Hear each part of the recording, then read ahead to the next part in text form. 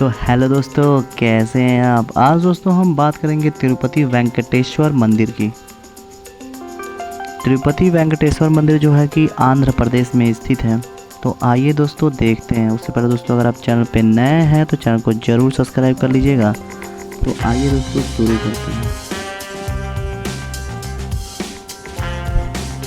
अगर हम इस मंदिर की बात करें तो देश और दक्षिण भारत के प्रमुख धार्मिक स्थलों में से तिरुपति बालाजी मंदिर अधिक प्रसिद्ध है।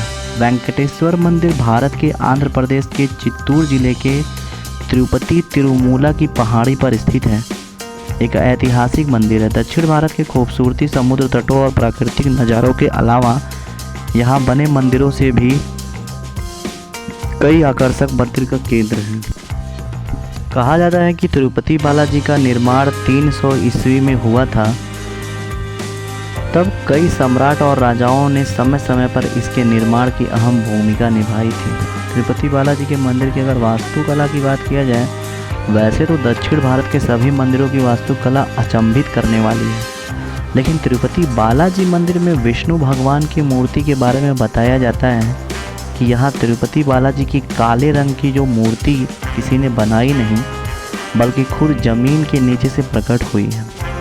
स्वयं प्रकट हुई मूर्ति की इसलिए यहाँ पे बहुत मान्यता है कि जिस स्थान पर भगवान की मूर्ति स्थापित है उस जगह को आनंद नीलामय, बोले तो नीलायम कहा जाता है।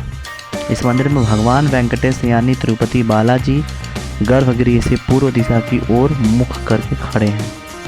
तिरुपति बालाजी का अगर दर्शन की बात किया जाए तो और उनका सही समय है क्या, 24 घंटे वैसे तो खुला रहता है।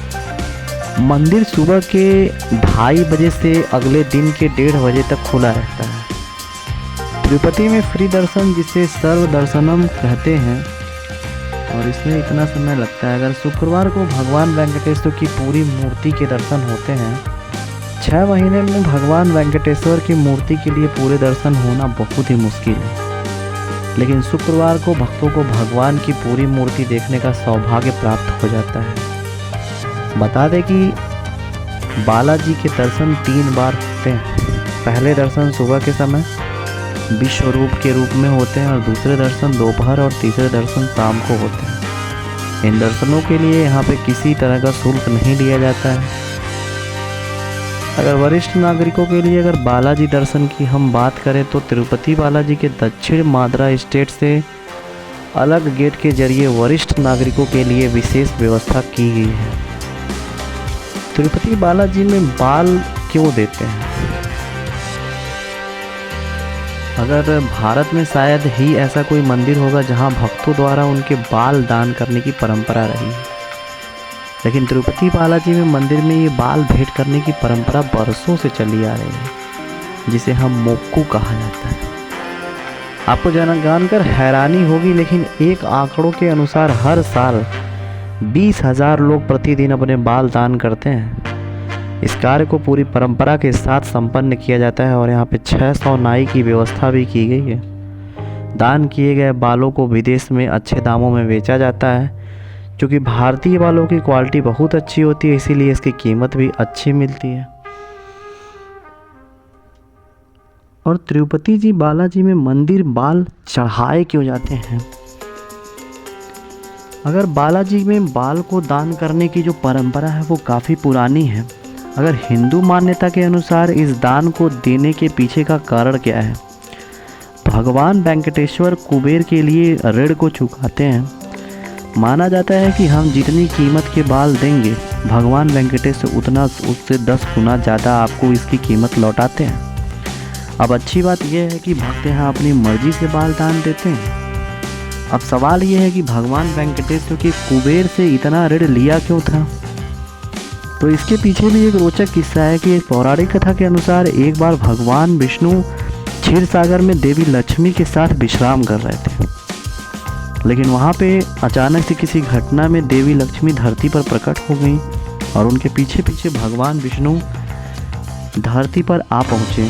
देवी लक्ष्मी के धरती पर आकर जहाँ देवी पद्मावती का अवतार लिया, वहीं भगवान विष्णु वेंकटेश्वर के रूप में अवतरित हो गए और भगवान वेंकटेश्वर ने पद्मावती के सामने विवाह का प्रस्ताव रखा।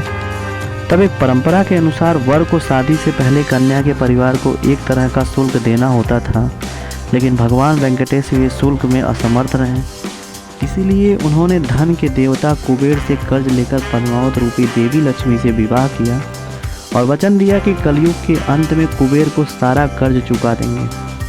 और उन्होंने देवी लक्ष्मी की ओर से भी वचन देते हुए कहा कि जो भक्त उनका कर्ज लौटाने में उनकी मदद करेगा, देवी लक्ष्मी उन्हें सदा 10 गुना धन देंगी। और इसी तरीके से तिरुपति जाने वाले विष्णु भगवान पर आस्था रखने वाले भक्त बालों का दान करते हैं और भगवान विष्णु का ऋण चुकाने में उनकी मदद करते हैं। तो दोस्तों, ये फैक्ट जानकर आपको कैसा लगा? अच्छा लगा हो तो कमेंट कर ज़रूर बताइएगा। और प्लीज़ दोस्तों, ऐसे अमेजिंग वीडियोस फैक्ट जानने के लिए हमारे चैनल को सब्सक्राइब करें। Thank you.